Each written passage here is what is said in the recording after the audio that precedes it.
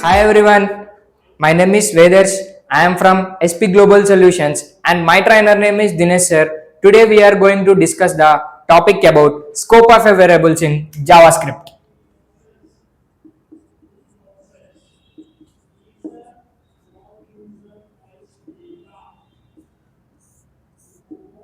Generally in last class we have discussed about keywords in JavaScript. How can we declare the variables in JavaScript? By using three keywords. What are they? Let and const and where. By using these three keywords we can declare a variables in JavaScript. Now our topic is scope of a variable.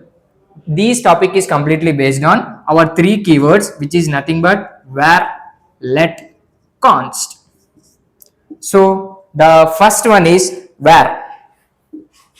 Where has no scope or functional scope.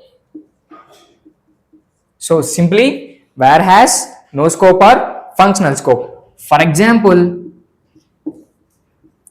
where a is equal to 20, so we can open the function block and again we want to reassigning here where a is equal to 30, document dot write a and again close and again we are writing this document dot write a printing. So in here some people are expecting the outputs 20 and 30, so it is simply wrong. We can only print 30 because simply where has no scope or function scope. By this property we can print only this 30.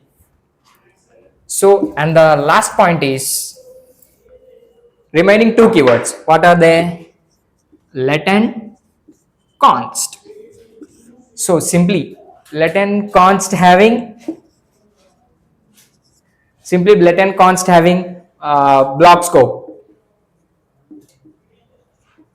For example, you can declare let a is equal to 20 and we are opening the block.